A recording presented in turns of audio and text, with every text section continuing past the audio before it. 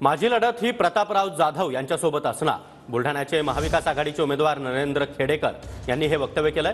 प्रतापराव यांची संपत्ती 2009 मध्ये 1 कोटी होती, ती आता 16 कोटी झाली आहे। खासदारांनी असं काय केलं की त्यांची संपत्ती इतकी वाढली आहे? शेतकऱ्यांच्या मालाचं भाव मात्र अद्यापही वाढलेले नाहीत, अशा शब्दांमध्ये नरेंद्र खेडेकर यांनी सरकारवर आणि खास करून प्रतापराव जाधव यांच्यावर जोरदार निशाणा साधलाय। आपल्यासोबत प्राध्यापक नरेंद्र खेडेकर आहेत। भाऊ, काय सांगाल, आज गजानन महाराजांचं दर्शन घेतलं, काय मागितलं आणि आता अर्ज दाखल करणार आहात? आज श्री संत गजानन महाराजांचं दर्शन शेगावला घेतलं आणि गजानन महाराजांचा आशीर्वाद विजयासाठी, तसेच मागच्या 15 वर्षामध्ये हा जो जिल्हा अविकसित राहिला त्याचा विकास माझ्या हातून पूर्ण हो, मला यश मिळो, अशीच मागणी मी त्या ठिकाणी केली।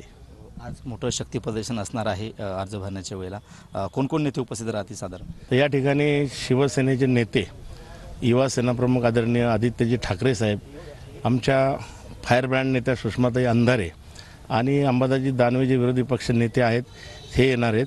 त्याचबरोबर राष्ट्रवादी पक्ष शरदचंद्र पवार गटाचे शरदचंद्रजी पवार यांचे नातू आदरणीय आमदार रोहितदादा पवार हे सुद्धा या ठिकाणी येणार आहेत। बाकी सगळे पदाधिकारी। प्रतापराव जाधव यांनी सुद्धा नामांकन अर्ज दाखल केला, शेतकरी नेते रविकांत तुपकर यांनी सुद्धा अर्ज दाखल केला। दोघांपैकी कोणाचं आव्हान असणार आपल्यासमोर?